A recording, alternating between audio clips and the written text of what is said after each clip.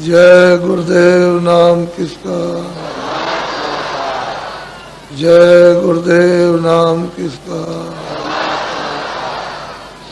जय गुरुदेव नाम किसका।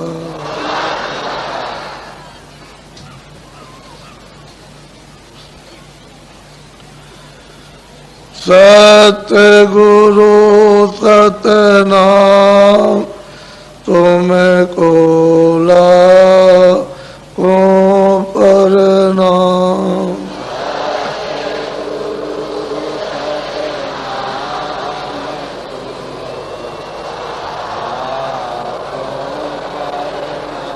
सतगुरु सतनाम तुमको लाखों प्रणाम।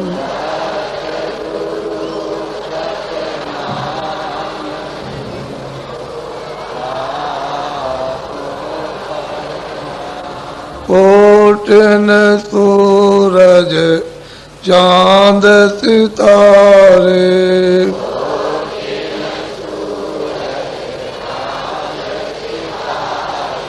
कोटिन सूरज चांद सितारे,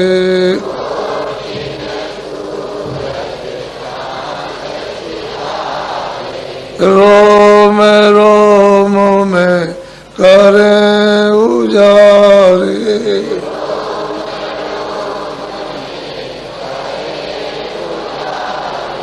रोम रोम में करें उजारे।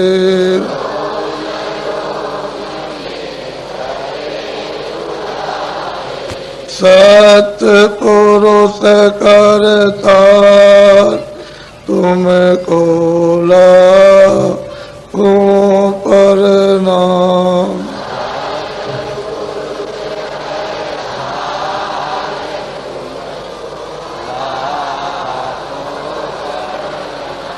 अरबों सूरज चांद सितारे,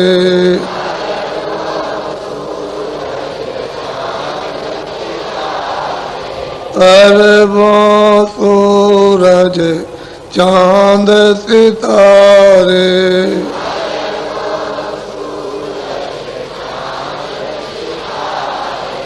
रोम रोम में करें उजारे,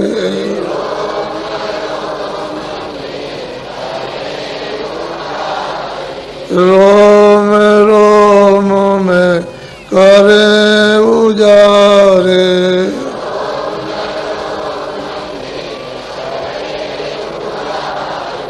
अलग पुरुष करतार तुमको लाखों प्रणाम।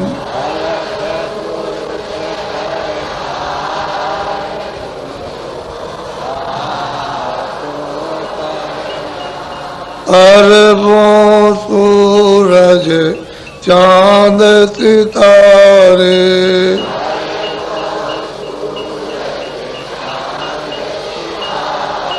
अरबों सूरज चांद सितारे,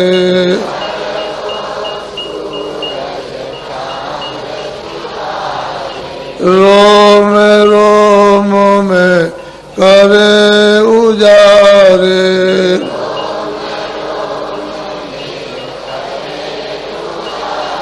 रोम रोम में करें उजारे।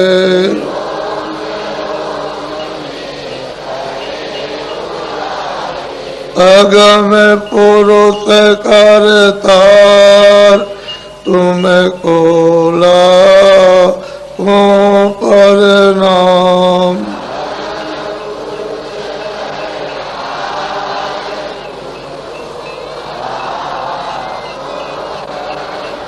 नील नील शशि बाण उतारे,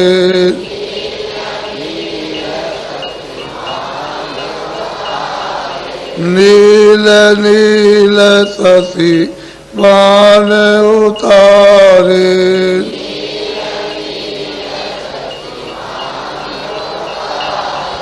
रोम रोम में करे उजारे,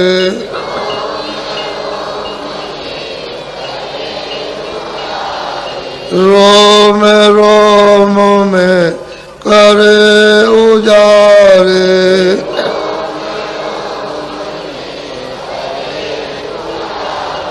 अनामी पुरुष करतार, तुमको लाखों प्रणाम।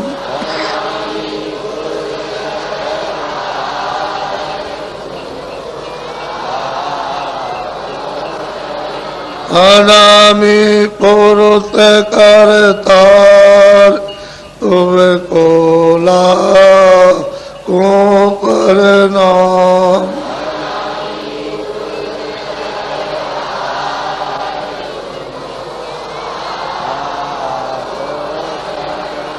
सतगुरु सतनाम, तुमको लाखों प्रणाम।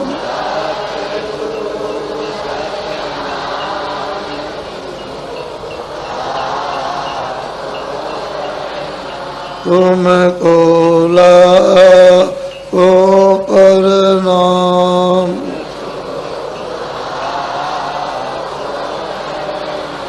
तुमको लाखों प्रणाम।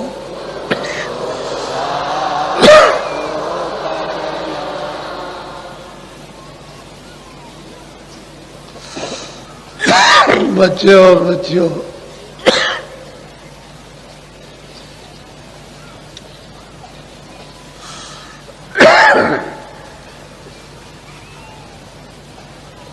और बच्चियों, जिस स्थान पर आप रह रहे हो, यह स्थान काल का देश है, यानी मृत्यु लोक।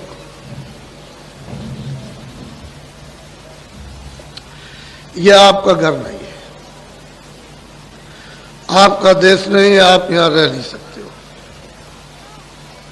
तो आप अपने घर में चलने की तैयारी करो, क्योंकि दूसरे के सामान को छोड़ो और अपना सामान पकड़ो। तुम कहोगे मैं ये भी सामान ले जाऊंगा, तो ये सामान वहां जाएगा नहीं। ये जो भी सामान है सब कूड़ा कचरा है, इसमें कुछ नहीं किया, सामान वहां है नहीं। तो दूसरे के सामान को फेंक दो और अपना सामान पकड़ लो, तब तो चल दोगे घर में। और अपना सामान छोड़ दिया, दूसरे के पकड़े हुए हो, तो हमारी दशा क्या हो रही है कि जब तोता पकड़ते हैं तो गिर्री होती है, गिर्री ऐसे उसको लगा देते, तो धीरे से उसको ले जाते हैं, डाल के पास में उसको पहुंचा दिया जहां तोता बैठता है। बस धीरे से उसने एक पैर उठाया और इस गिर्री को पकड़ लिया, बस वो झूल गया, एकदम लटक गया और गिर्री घूम गई। तो उसको क्या भ्रम होता है कि हमको पकड़ लिया। जो गिर्री घूम गई उसने नहीं पकड़ा, वो ऐसे आप पकड़े हुए अपने पंजे से ऐसे और छोड़ नहीं रहा। तो उसको भ्रम हो गया कि हमको पकड़ लिया इसने, तो धीरे से उतार के ले आएगा, तोता पकड़ लिया। जब बंदर को पकड़ते हो तो एक हांडी छोटे मुंह की, उसमें चने डाल दिए और जमीन में गाड़ दी, एक रस्सी उधर बांध दी, एक इधर बांध दी, और उधर से बंदर आया, उसमें हाथ डाला, तो हाथ तो छोटा पतला, जब उसने डाल दिया तो चने पकड़ लिए, और बंदर को चने से बहुत मोह होता है, ऐसे पकड़ लिया तो ये मुट्ठी फैल गई। अब वो क्या समझता है कि हमको इसने पकड़ लिया, इस हांडी ने हमको पकड़ लिया, तो चींची करता है, ठीक यही दशा अपने लोगों की है कि हमने अनजान में ये समझ लिया कि हमको इन्होंने पकड़ लिया। इन्होंने कुछ नहीं पकड़ा, आपने इनको पकड़ लिया, क्योंकि यही तो चीजें आपकी है नहीं। परदेश है, परदेश की चीजें। अपना देश होता, अपनी चीजें होती तब तो ठीक था, लेकिन पराये देश में आकर के पराई चीजों को पकड़कर और अब मतलब ये है कि उसको झूल रहे हो और छोड़ नहीं रहे हो। तो महात्मा कहते हैं भाई ये तो परदेश है, अपना देश अपने देश में, चलो अपने घर में। उससे चलने के लिए तुम दरवाजे पे बैठे हुए हो, उसके साथ सामान को पटको और अपना साथ सामान पकड़ो तो चल पड़ो घर की तरफ में। अब तुम ये छोड़ोगे नहीं तो उसका छेद तो बहुत छोटा है, सुई होती है उसके 1000 यानी छेद किए जाओ उससे भी छोटा है, तो उसमें ये कैसे सूख जा सकता है? ये संसार सूप है, ये उसमें नहीं जाएगा। अगर बारीक हो जाओ तो चले जाओ छेद, तो सामान फेंक दो तो बारीक हो जाओगे, उसके छेद में चले जाओगे, निकल जाओ। तो जीवात्मा दोनों आंखों के मध्य भाग में बैठी है। ये मध्य भाग है, ये सेंटर है, ये दरमियान है, इसमें जीवात्मा बैठी, शरीर में नहीं है। ये नाक है, ये मुंह है, गला है, सीना, ये नाभि है, इंद्रिय द्वार, इधर कुछ नहीं, यहां से नीचे कुछ नहीं है। वो तो आकाश तो यहीं तक है। ये जब दो आंखों से देखते हो, जब आंख खोलते हो तो समझते हो ऊपर आकाश है, आंख बंद कर लो तो ये आकाश यही है बस। ये दोनों आंखें हैं, ये दोनों नीचे है, ये दोनों नीचे, दोनों नाक नीचे है। इस आकाश के ऊपर में बैठी हुई है वो जीवात्मा, ऊपर है। उस जीवात्मा में एक आंख है और शरीर में 2 आंखें। उस जीवात्मा में एक नाक है और शरीर में 2 नाक। उस जीवात्मा में एक कान है और शरीर में 2 कान। तो कितने कान हुए? 3 कान हो गए। अब यह है कि 3 कान है, 3 आंख है, 3, ये तो मोटी चीज है। ये तो ऐसी पराविद्या थी सनातन कि सब लोग उसको जल्दी से, यानी जैसे ही जन्म लिया वैसे ही सीख लेते थे। अब इस पराविद्या को सिखाने के लिए कितनी मेहनत, क्यों ऐसी मेहनत पड़ती है कि जब आए थे पैदा हुए तुरंत, तो तुमने उस रामायण को नहीं सुना कि जब तुरंत अपनी विद्या को पकड़ लिए, देर नहीं लगी। जैसे ही बाहर मां के गर्भ से आए वैसे सामने उस विद्या को पकड़े हुए थे। तो कहते हैं कि भाई उस समय पर तो तुम्हारी उम्र 1,00,000 बरस की थी, इस शरीर की उम्र उस समय 1,00,000 बरस की थी। जब जीवात्मा लाई गई यहाँ और इस मनुष्य रूपी मंदिर में ये बैठाई गई तो इसकी उम्र थी 1,00,000 बरस की। तो 1,00,000 बरस की बच्चा जब पैदा हुआ माँ के पेट से, तो जीवात्मा को जब 5वें महीना लगा तो जीवात्मा को यहाँ बैठा दिया, क्योंकि उसने पहले खोल बनाया। ये रचना का पूरा विवरण आपको तो पता नहीं, आपको तो मालूम नहीं, किसी से आपने सुना नहीं, समझा नहीं, कुछ देखा नहीं, कुछ किया नहीं, तो आपको क्या पता चलेगा। सही सच्ची बात है कि जीवात्मा किस तरह से है ये भी नहीं मालूम, और जीवात्मा है क्या ये भी आपको नहीं पता, और वो जीवात्मा कैसे जाएगी वो भी नहीं मालूम। तो सब भूल भाल करके तो सब खत्म है। लेकिन जो हमारी सनातन पराविद्या ईश्वरीय आध्यात्मिक योग विद्या थी वो तो प्राय सबकी, सब लोग। तब तो रामायण में उन्होंने कहा है कि सतयुग जोगी सब विज्ञानी, एक भी यानी अल्प नहीं था, अज्ञान नहीं था, सब जोगी और सब विज्ञानी, कर हर ध्यान तरे बहु प्राणी, सब के सब प्रभु के ध्यान में संलग्न थे और पार। जैसे ही समय पूरा हुआ 1,00,000 बरस के वैसे सीधे पार गए। उसी को कहते हैं भवसागर नदी से पार जाओ। अब वो तो मतलब यह है कि जब उसके देश का विधान बन गया और आपको उसका अधिकार दे दिया कि देखो मेरे देश का ये विधान है, उसने बना दिया और तुमको मैं पूरा अधिकार देता हूं, तो विधान बना। ऐसे तो विधान बनाया नहीं। जब 1,00,000 बरस की आयु पूरी हुई तो ये जीवात्मा सब वापस गई, क्योंकि कोई चौकी पहरा, रोक टोक, कुछ बंधन तो था नहीं उस समय। कोई पाप नहीं, पुण्य नहीं, अच्छा नहीं, बुरा नहीं, ये कुछ नहीं था। कोई किसी तरह की गंदगी थी नहीं। तो ये जीवात्मा लाख बरस पूरा क्यों वापस गई? तो इस तरह की अनगिनती खेपें यहां आकर के वापस चली गई। लेकिन जब देखा कि सभी चली जाएगी और यहां कुछ नहीं रहेगा, तब फिर उन्होंने ये बंधन लगाया। तो ऐसे बंधन नहीं लगा, बंधन लगाने में बहुत समय लगा।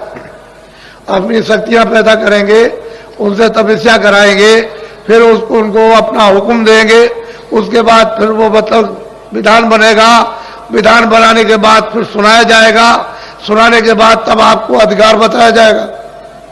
तो समय लगा, बहुत समय, 20,000 वर्ष तो तप में लग गए। उसके बाद में उन्होंने हुक्म दिया तो फिर विधान बना। जब समाधि लगाई तो देववाणी हुई ईश्वर की कि हम जो बोले सो लिख दो। तो जो जो बोलते गए वो लिखते चले। उस समय पर तो कोई कागज नहीं था इस तरह का, तो पेड़ों की छाल निकाल करके उसी में लिख दिया। उसी को 4 वेद कहते हैं। पूरा का पूरा विधान, रोगी का, कोढ़ी का, लूले का, लंगड़े का, अंधे का, बहरे का, अमीर का, गरीब का, निर्धन का, धनी का, राजा का, रैयत का, रूप का, कुरूप का, ये सब 4 खानों का, 84 लाख योनियों का, नरकों का, स्वर्ग का, वैकुंठ का, सब बन गया। और आपको बता दिया, सुनाया कि भाई देखो बता दूं कि विधान बन गया है, सबको अधिकार दिया जाएगा। तो सबको सुनाया, तिथि तारीख रख दी। और अधिकार क्या, 2 चीजें थी, एक तो पाप था, एक पुण्य था, एक अच्छा एक बुरा। उन्होंने कहा देखो ये अच्छा है बुरा, तुम सत्य बोलो असत्य बोलो तुम्हारी मर्जी, आंखों से अच्छा देखो बुरा देखो तुम्हारी मर्जी, कान से अच्छा सुनो बुरा सुनो तुम्हारी मर्जी, बुद्धि से अच्छा विचार करो बुरा करो तो तुम्हारी इच्छा की बात। हमारी तरफ से पाप पुण्य में कोई भी रोक टोक नहीं है कि ये मत करो ये करो, ना हम पुण्य में रोकेंगे ना पाप में रोकेंगे। तो आपको पूरा अधिकार मृतलोक में दे दिया। इतना अधिकार दिया ईश्वर के पास, यानी गांठ के पास, खुदा के पास भी अधिकार नहीं है जो आपको मृतलोक में उसने अधिकार दिया। अब इतना अधिकार दे दिया और आपको मतलब यह कि दे करके तिथि तारीख रखकर जब निकल गई, तो अब इस बात का है कि पहले तो पुण्य भी नहीं था, तो जब पुण्य नहीं था तो उसकी गंदगी क्यों जमा हो? तो पाप तो था ही नहीं, तो पुण्य भी नहीं था, तो पाप और पुण्य। अब यह है कि पुण्य है तो पुण्य की भी गंदगी जमा होगी, बोझा जमा होगा, तैयार होगा, और पाप का भी। तो कभी पाप कभी पुण्य, कभी पाप कभी पुण्य। पहले तो आप बुरा काम करते नहीं थे, सब अच्छे काम, कितने युगों तक अच्छा काम करते रहे, लेकिन सवाल इस बात का कि पुण्य का भी बोझा जमा हो गया, अब उसका भी फल आपको पाना। पहले न पुण्य का था न पाप का था। फिर कभी आपसे बन गया अधिकार, आपको मिला, तो आपने कभी 1 झूठ बोल दिया, कभी 2 झूठ बोल दिए, कभी 4 फिर झूठ बोल दिया, कभी धोखा दे दिया, कभी बेईमानी कर ली, ऐसे कभी कभी, तो वो भी जमा हो गया। ऐसे जमा होते जब आपकी लाख बरस की उम्र है तो उसमें पता नहीं क्या क्या हो जाएगा। तो ये पाप पुण्य सब मिश्रित हो गए, तो बोझा। लेकिन जब तुम्हारे ऊपर कोई बोझा नहीं था, पाप पुण्य का कोई विधान नहीं था, पूरी स्वतंत्रता थी, स्वाधीनता थी कि जब चाहो उसके पास जाओ, जब चाहो लौट आओ, दिन में 100 बार जाओ, 100 बार लौट आइए उसके पास। लेकिन जब यह अधिकार दे दिया तो रोक टोक क्यों हुई कि ये पाप पुण्य, ये अच्छा ये बुरा, अच्छा बुरा, भाई यही से बंधन पड़ेगा। तो बंधन पढ़ते पढ़ते पढ़ते पहले तो आंख खुली थी, कान खुले थे, देववाणी सुनते थे, सब लोग सुनते थे, आंख खुली थी, यानी तीसरी आंख, तीसरा नेत्र सबका खुला था। कोई ऐसा नहीं था जिसका बच्चे बच्चे का खुला ना हो, सब आते जाते थे। यहां से स्वर्ग भी देखो, वैकुंठ भी देखो, इसको ईश्वर को भी देखो, पार ब्रह्म भी देखो, और मतलब यह है कि ऊपर चले जाओ। और अब मतलब यह है कि आप बंधन पड़ गया। तो जब बंधन पड़ा तो फिर आप बंध गए। अब यह है कि उसने ये कहा कि देखो भाई अच्छा बुरा जो भी करोगे, हमने उसके लिए योनि बनाई, 4 खाने सेंटर जेल खाने बना दिए, 4 खानों के, अंडज पिंडज उकमज अस्तावत, ये 4 बड़े जेल खाने, और छोटे छोटे जेल खाने 84 लक्ष, ये मैंने जेल खाने बनाए। तो मैं इसमें से इसमें बंद करूंगा, अगर तुम ये काम खराब करोगे ये तो हम बंद करेंगे इसको, इसलिए महात्मा घूमते रहेंगे, बताएंगे सब जगह कि देखो ये अच्छा है, ये बुरा है, इस बुरे काम को मत करना, अच्छे काम को करना, ये अच्छा बुरा।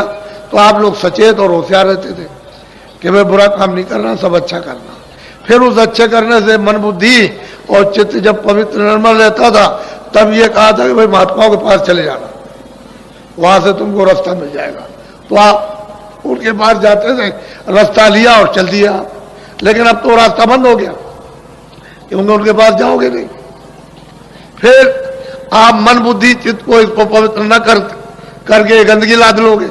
तो जब गंदगी आपने लादी अपने ऊपर में, तो मेरी तरफ ये देखो, ये जीवात्मा बैठी हुई है। तो इसका हृदय इधर तो है नहीं कि भाई इतना सा हृदय हो। जितना सारा संसार है, ये सारा विश्व, जितना इस विश्व का आकाश है, उसके लाख हिस्से, यानी बड़े बड़े इसके और कर दिए जाए, उससे भी बड़ा है। इतना बड़ा इसका ये हृदय है। इसको दिल कहते हैं, हार्ट कहते हैं। ये जीवात्मा का, सूरत का, रूह का, सोल का हार्ट ये। तो इसमें कूड़ा कचरा आपने जमा कर लिया।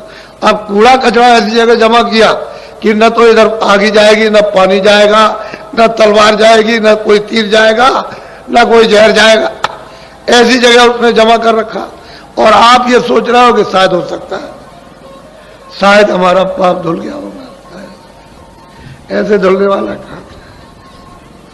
जिसने ये सब विधान बनाया वो ऐसा होशियार, ऐसा उसको ऐसे ही होशियार, वो छोटा मोटा कारीगर नहीं है, वो बहुत बड़ा कारीगर।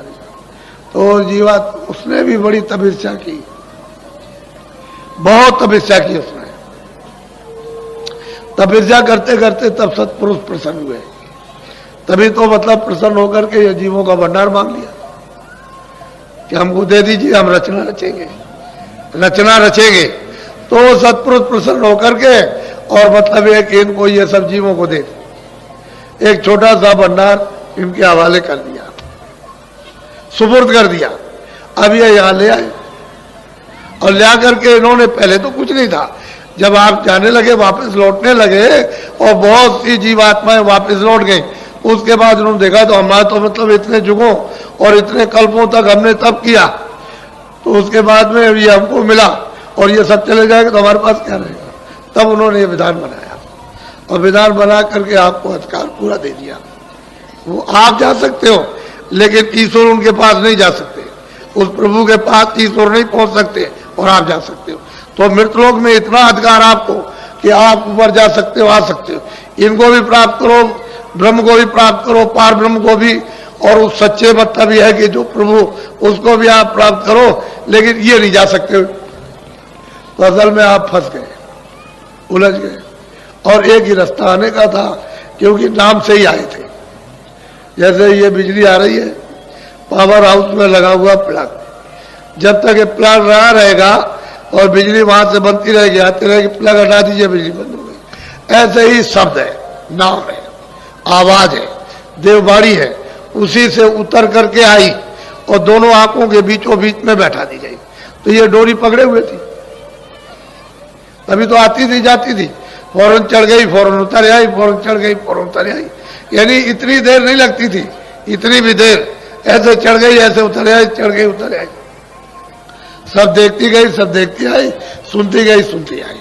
लेकिन अब तो मतलब यह है कि आपने जब गंदगी को जमा किया, इस मतलब यह है कि आकाश में, इस हृदय में, तो ये कूड़ा कचरा जब जमा हो गया तो सब आकाश मैला हो गया, गंदा हो गया।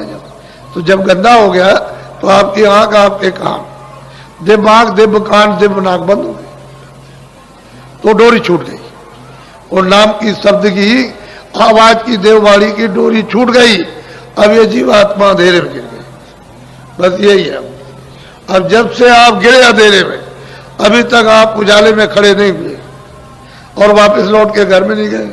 अब परदेश में रहते हो, जन्म है, मरण है, जन्म, मरण है, जन्म है, मरण, यही हो रहा। और क्या भाई, तुम्हारी उम्र मान लो 80 साल की है, 60 साल की है, तो दूसरे की उम्र में 2 साल की, किसी की 5 साल की, किसी 10 साल की, किसी की 15, जन्मो मरो, जन्मो मरो। तो यह स्थान जो है मृतलोक है, यह आपका किसी का कोई स्थान और किसी की कोई चीज नहीं। अब आपको जो काम के लिए दिया उसको कहते हो मेरा, उससे काम ले लो। भाई कोई आदमी आता है तो उससे काम ले लीजिए, आपका तो नहीं। सेवा का सब काम ले लो, उससे पानी भी पी लो, उससे खाना भी बनवा लो, उससे भी करो, वो भी कर लीजिए उसके, लेकिन आपका तो नहीं है। तो आपने काम ले लिया। तो चतुर वही है जो इन सब चीजों से काम ले लेते हैं और काम लेके ये समझते हैं हमारा तो कुछ है, ये तो दूसरे का दिया हुआ और दूसरे का सामान है और ये भी सामान दूसरे का। तो आप जब महात्माओं के पास पहुंचोगे तब तो ये युक्ति आपको काम लेने की आएगी, और जब तक महात्माओं के पास नहीं पहुंचोगे समझो कैसे, तब तक आप समझोगे अज्ञान में कि सब मेरा है, इसी में रोगे चिल्लाओगे।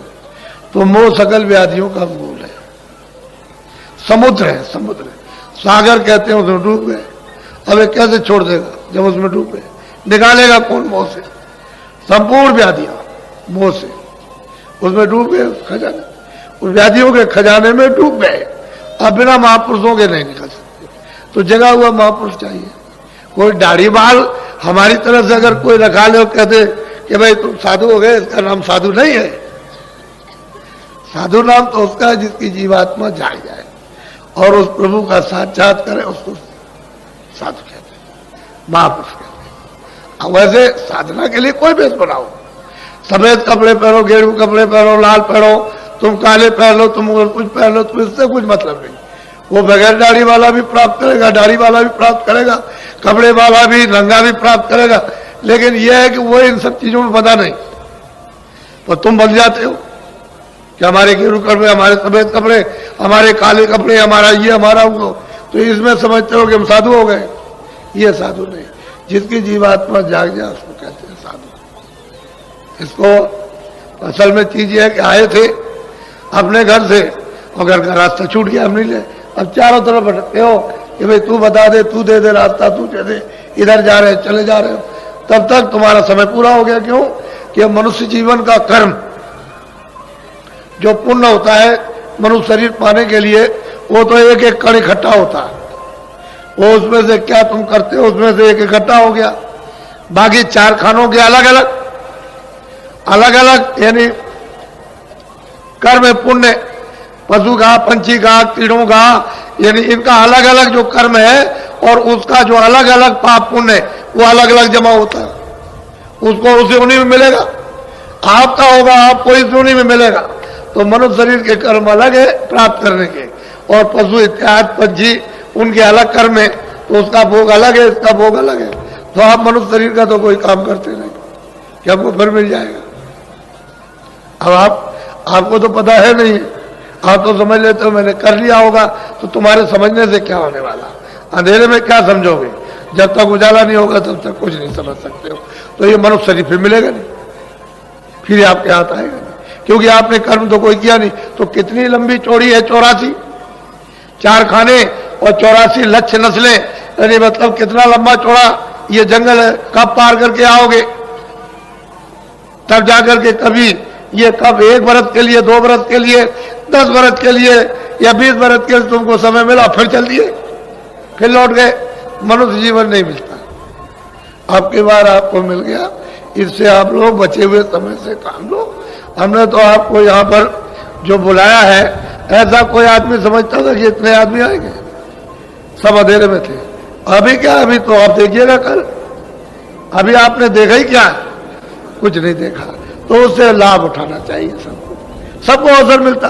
कोई ये नहीं कह सकता भाई हमको मौका नहीं मिलता। सबको, छोटे बड़े, पढ़े लिखे अनपढ़, किसी भी मतलब मनुष्य हो, इंसान हो, सबको ये मौका, सबको अवसर दिया जाता है कि सबको लाभ। लोग ये कहते हैं कि नहीं हमको नहीं मौका मिला, हमको अवसर नहीं मिला और हमको मतलब ऐसा नहीं। सबको कोई ये नहीं कह सकता। अब उसका लाभ जमा कर रख सकते हो, नहीं रख सकते हो।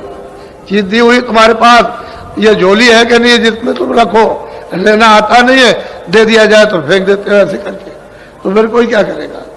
वो तो सबको मौका देता, यह अवसर सबको मिलता है। तो असल में मनुष्य अनमोल शरीर प्राप्त किया और दरवाजे पे बैठे हुए, बिल्कुल सामने स्वर्ग है, सामने ही बिल्कुल बैकुंठ है और दरवाजे बैठे हो, और मतलब इधर अंधेरे में बैठे हो।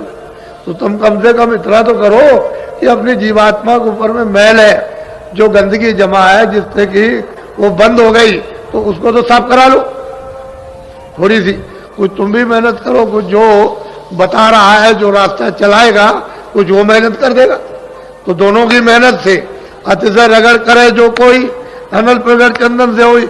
अरे भाई, जीवात्मा से जब आप रगड़ोगे तो मैल कटेगा, कुछ वो करेगा, कुछ आप करोगे, बस रगड़ पड़ जाएगी। तो शुद्धि सफाई मन की, बुद्धि की, चित्त की, अंतःकरण और जीवात्मा की हो जाएगी।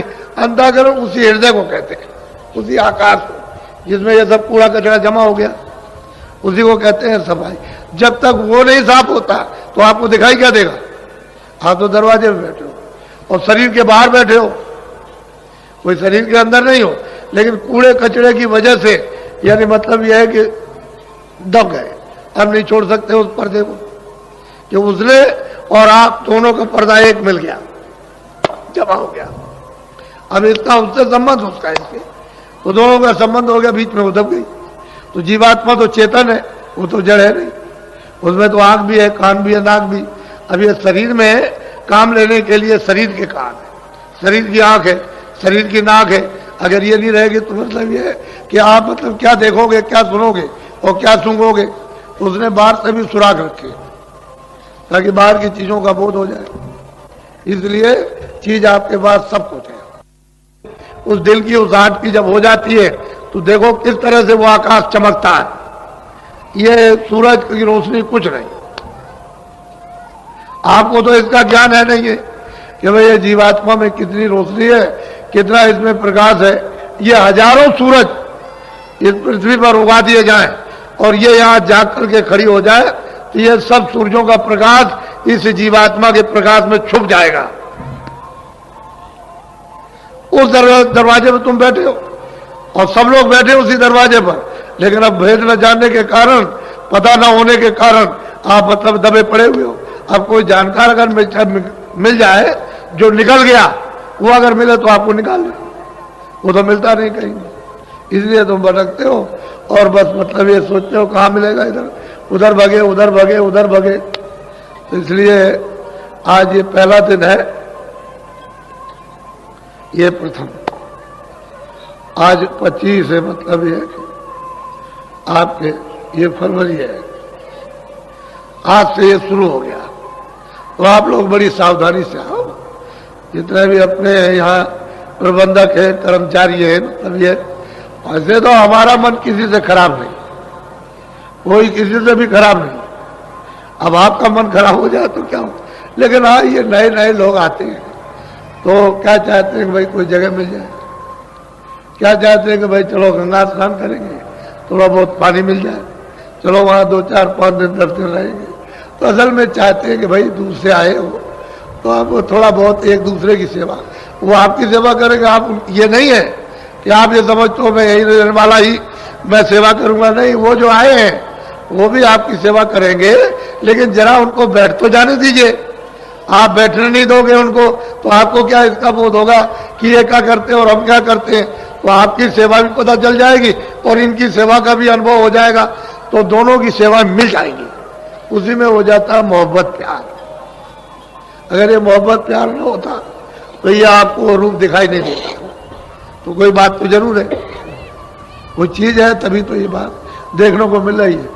तो ये देखो अभी चले आ रहे हैं, अभी तो बेचारे तांता लगा हुआ है, आ रहे जगह खोज रहे, सामान कहाँ रखे, तो आप लोग मदद कीजिए। इन बेचारों को कहाँ मालूम है कि कौन सी काली सड़क है, कौन सी मतलब है कि संगम की सड़क है, कौन महावीर की सड़क, कौन किले की सड़क है। तो थोड़ा बहुत आप इनको बता दीजिए कि भाई इस सड़क पर चले जाओ, इस सड़क पर चले जाओ, तो ये अपनी जगह पहुंच जाएंगे और वहाँ अपना बिस्तर बोरी बिस्तर रख लेंगे। तो फिर उसके बाद में ठहर करके तब एक दूसरे का संगम होगा, समागम होगा। पहले तो सब लोग एक दूसरे की मदद, एक दूसरे की सेवा करो। असल में ये थोड़े दिन का हालात, इसको कहते हैं क्षणिक आनंद। अभी तो तुम दुख में फंसे हुए रो रहे हो, चिल्ला रहे हो, परेशान हो, तुम सोचते हो कि दवा से ठीक हो जाएंगे, हमको सुख मिल जाएगा, आराम मिल जाएगा। तो उसमें कहोगे हमने आपको धन से मिल जाएगा, उससे भी मिलने वाला है ही नहीं। कहोगे मकान से मिल जाएगा, कुछ नहीं, बाल बच्चों से मिल जाएगा, इनसे मिलेगा, उनसे विद्या। अगर मिल गया होता तो फिर लोग क्या चिल्ला पड़ते कि हमको मिल गया। राज करने वाले कोई सेठ साहूकार, कोई खेती वाले, अगर इनको कुछ मिलते सब चिल्लाते, लेकिन वो कहते हैं इसमें है ही नहीं। जब इसमें आनंद है ही नहीं, इसमें सुख है ही नहीं है, इसमें आराम ही नहीं, सुबह से लेकर शाम तक परेशानी। तो मेहनत तो आपने की है शारीरिक, लेकिन उसका फल आपको कुछ नहीं मिला। क्यों? कि आपने उस मेहनत का दुरुपयोग किया। अगर सदुपयोग कर लेते तब तो आपको क्षणिक आराम, आपको क्षणिक आनंद मिल जाता, लेकिन आपने उसका सदुपयोग नहीं किया, दुरुपयोग कर लिया। तो इसलिए सबको दुख है। कोई आदमी ऐसा नहीं है जिसको बेचैनी ना हो, लेकिन अब यह है कि वो महात्मा फकीर मिले तभी तो हो सकता है, ऐसे नहीं होगा। तो ये मनुष्य रूपी मंदिर में दोनों आंखों के बीचों बीच ये जीवात्मा बैठी है और उसमें तीसरी आंख है। कैसे आप नकार सकते हैं कि तीसरी आंख नहीं है? अगर नहीं होती तो रामायण झूठी हो जाएगी। ये जो और किताबें धार्मिक है वो फकीर महात्माओं की सब झूठी हो जाएंगी, लेकिन वो तो चीज है। जब है चीज तो फिर यह है कि आपको भी मिल सकती है। ऐसा क्यों कहो कि हमको नहीं मिलेगी? मिल जाएगी, लेकिन जिसके पास वो चीज होगी दे देगा आपको। उसकी आपको प्रतीक्षा करनी, उसके पास तक पहुंचने की जरूरत है। उसके पास तक पहुंच गए तो चीज मिलेगी। जिसके पास जो चीज होगी वही देगा। इसलिए आप लोग दूर दूर से चल करके आए और चले आ रहे हो, और ये निरंतरता था आज और कल दोनों दिन पूरा लगा रहेगा। इसको ऐसा मत समझिए ये महामानव कुंभ लगने जा रहा। हम आपको इसी मैदान में आपकी दृष्टि के सामने दिखा देंगे कि ये बता देंगे कि ये पुल से लेकर और यहां तक कोई जगह नहीं रह गई। ये इसको आप ध्यान में रखिए, आपके सामने ये चीज आ जाएगी। और मुझको देखिए, मुझे तो कोई घमंड नहीं, मैं तो आपका सेवक हूं, हमेशा सिर झुकाता रहता हूं। मैं तो कोई महात्मा नहीं। मैं तो खुद कहता हूं कि ना कोई महात्मा ना कभी बना, ना कभी बनता हूं, ना भविष्य में। मैं तो आपका सेवक हूं। आप मुझको देखिए। आप तो एक आदमी की मेहनत, उसको देखना चाहिए सब बुद्धिजीवों को, और जो अनपढ़ है उन सबको विचार करना चाहिए कि एक आदमी कितनी मेहनत कर रहा है और किसके लिए, कि भाई तुम्हारी जीवात्माओं का भी कल्याण हो जाए और शरीर का भी तुम्हारा, जब तक इसमें जीवात्मा रहे उसको लाभ पहुंच जाए। तो आप शरीर का भी लाभ नहीं और जीवात्मा तो खड्डे में जा ही रही। वो तो चारों खानों में सीधी उसने रास्ता आपने खोल लिया, सीधी नरकों में जा रही है। तो आपने नरक देखे? आपको तो पता भी नहीं, मालूम ही नहीं नरकों में आपको क्या होगा। लेकिन किताबें जिन्होंने देखा वो झूठी नहीं है। वो अपनी जगह पर उन्होंने जो कुछ देखा वो किताबों में लिख दिया, लेकिन देखने वाले के पास आप नहीं पहुंचे जो आपको बता देता कि देखो ठीक है ये असल चीज है, सब चीजें हैं। तो स्वर्ग के दरवाजे में बैठे हो, उधर तो उसका नाका है, इधर मतलब उसकी ये इधर की सीमा, तो दोनों के दरमियान में जीवात्मा बैठी हुई है। और कूड़ा कचरा गंदगी को जल्दी से जल्दी हटाओ। तो पहले तो शुद्धि करो इसकी, शरीर की शुद्धि।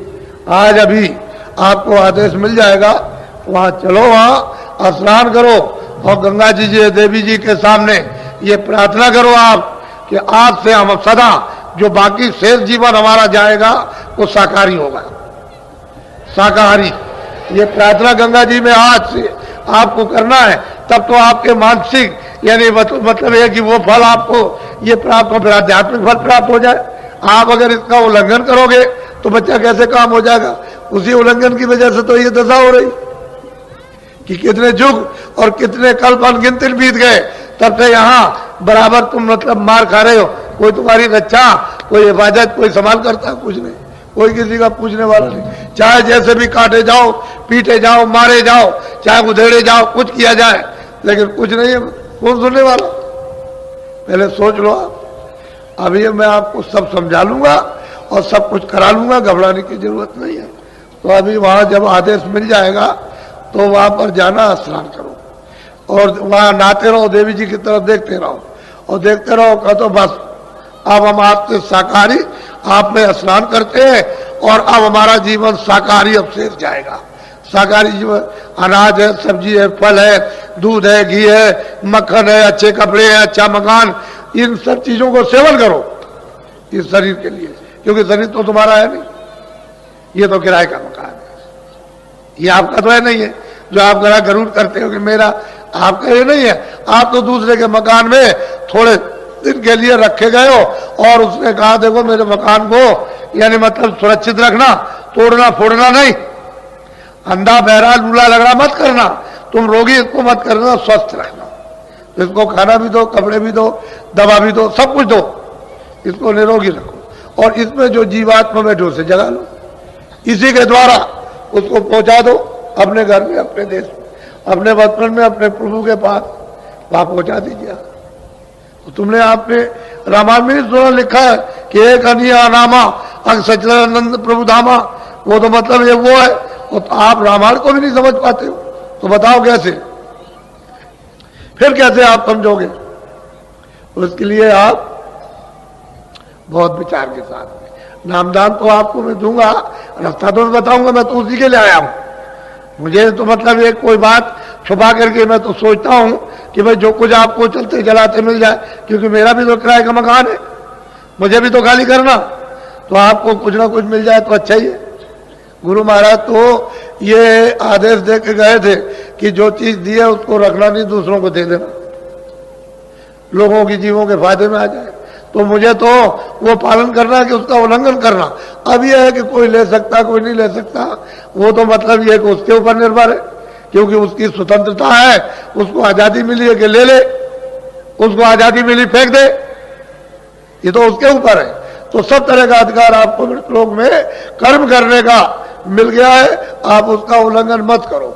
जिसके देश में रहो उसके नियम के अनुकूल यानी चलो तब छूट जाओगे, जेल खाने से बाहर हो जाओगे, और नियम के विरुद्ध चलोगे तो मतलब है कि फिर आप सजा मिल जाएगी, उसकी सजा अलग है। यहाँ का नियम तोड़ो तो यहाँ की सजा मिल जाती है, 5 साल की, 2 साल की, 1 साल की, 10 साल की, ज्यादा गलती करो तो फांसी हो जाती है। तो असल में नियम का उल्लंघन नहीं करने पर, अरे भाई उल्लंघन के ही तो कानून है, उसी के लिए कोर्ट कचहरी है कि आपने ये बुरा काम किया, आप ऐसा मत करो, उसकी सजा दी जाती। माफी मांग लोगे, नहीं करेंगे तो ठीक है, लेकिन करोगे उसी के लिए कि तुम्हारी आदत, तुम्हारा स्वभाव छूट जाए, उसी के लिए सत्यता, सेवा के लिए, प्रेम के लिए, सत्यता के लिए, इसके लिए तो कोई कठिनाई न कभी हुई न कभी होगी। कोर्ट कचहरी तो बुरे काम के लिए, अच्छे काम के लिए कभी भी नहीं। तो आप लोग मनुष्य जीवन को आप सार्थक बनाओ। तो पहले तो मैं एक भजन कराऊंगा, क्योंकि मेरा काम तो भजन कराने का, असली काम दोनों काम ले लेना, कि ये भी शरीर के लिए भी लेना और भजन भी कराना। और उधर पे त्रिवेणी संगम पर भेजूंगा मेरी बातों को अच्छी तरह से। ये जिस घाट पर आप आए हो उस पर वो बैठे हुए, मल्लाह भी बैठे, पंडे भी बैठे। पंडा तो एक शब्द है, वैसे तो वो ब्राह्मण है, वो बैठे हुए, वो मेहनत करते हैं, दिन भर बैठे रहते हैं, मेहनत करते हैं, सामान को रखाते हैं, आपको मतलब है चंदन ये वो सब कुछ देते हैं, और मतलब ये है कि जगाते रहते हैं। तो आप मतलब मल्लाह नाव ले जाते हैं, ले आते हैं बरसात में, तो आगे इनकी उतराई तो थोड़ा बहुत उनको भी देते हैं।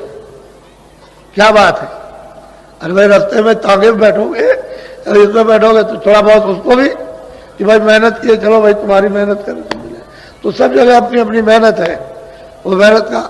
रेल में बस में आते हो तो मतलब देकर आते हो, भाई वो भी मेहनत है, वो भी मतलब है कि चलेगा, टूटेगा फूटेगा ठीक हो जाएगा।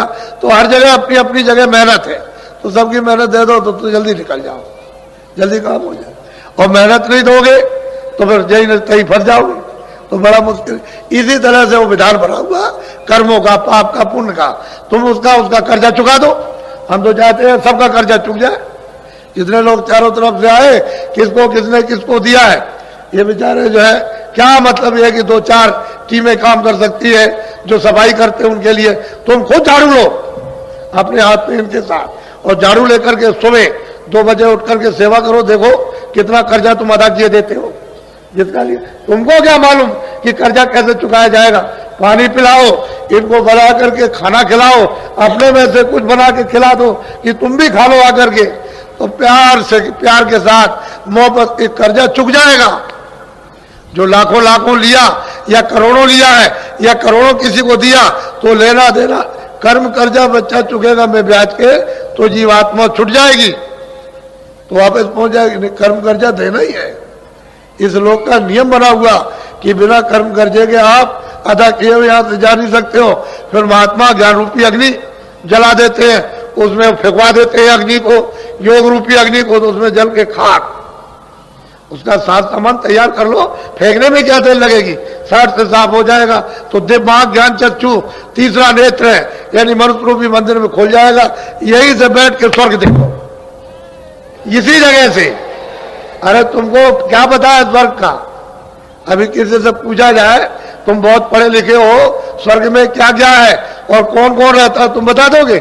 जब तक देखोगे नहीं वहां तब तक क्या बता सकते हो? वो मुसलमान कहते हैं कि वो 14 तबक है, 14 भवन है, ना वो बता सकते हो ना आप बता सकते हो, किताबों को देखते रहते हो। अरे महात्माओं ने देखा तब लिखा, आपने तो कुछ किया नहीं, ना कुछ देखा, तो आप क्या बताओगे कि क्या चीज कहां पर है?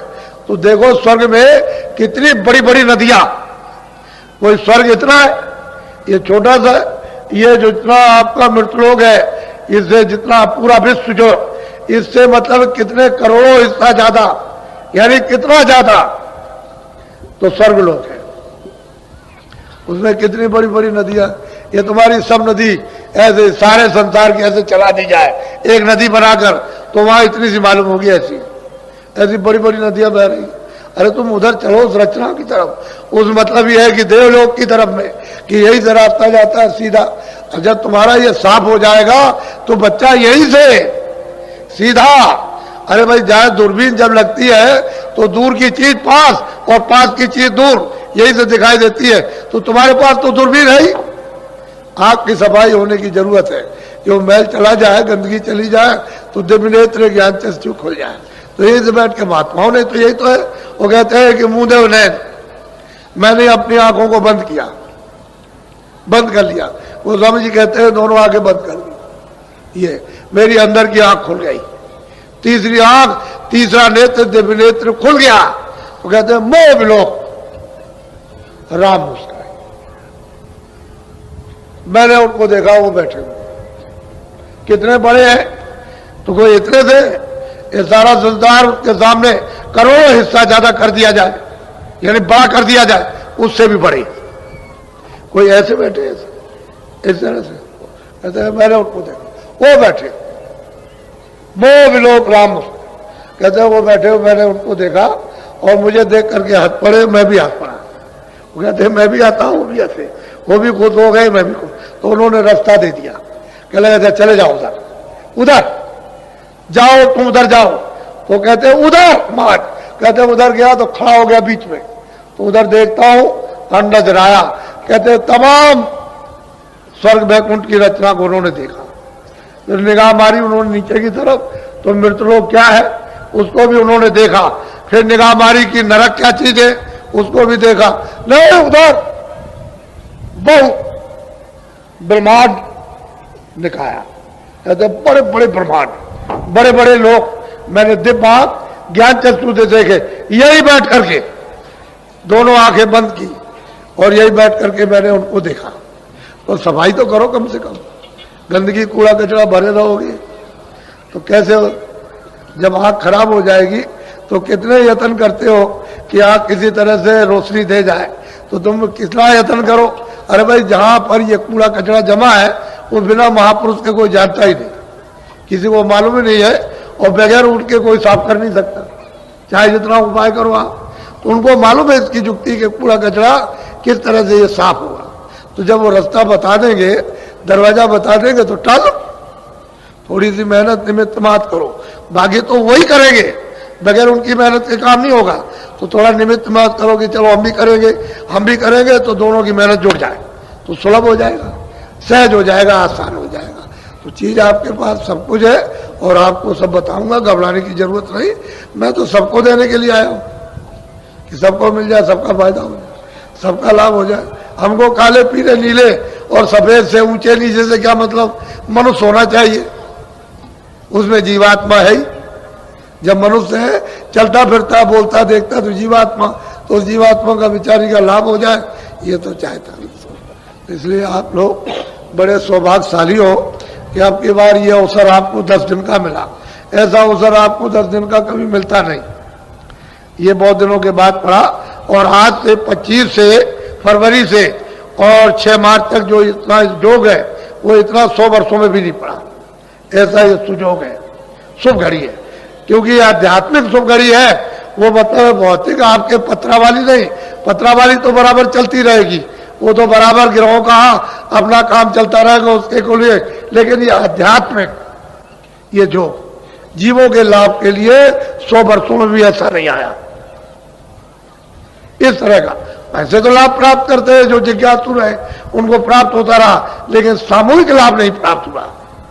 ऐसा जो पढ़ा तो बहुत अच्छा कि आपने सबने दर्शन दिए और आपने इधर आकर के हमको भी देखा और मैं आपको देख रहा हूं।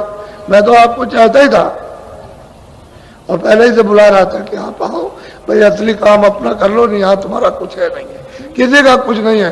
तुम वैसे ही दिनों रात रोते हो, मेहनत करना सीख लो कि भाई मुझे खेती कैसे करना, दुकान दफ्तर का काम। अगर तुम ये कहते हो कि बच्चा मेरा, स्त्री मेरी, पुरुष मेरा, मेरा ये है, मेरा मकान है, मेरी जमीन है, ये आपका कुछ नहीं, सच्ची बात तो कुछ नहीं। मुझसे अगर पूछो कुछ भी नहीं, आप बस जो कुछ भी है वो इसके काम लो, ये सब इसका है, इस शरीर का है, ये सब इसके काम लो।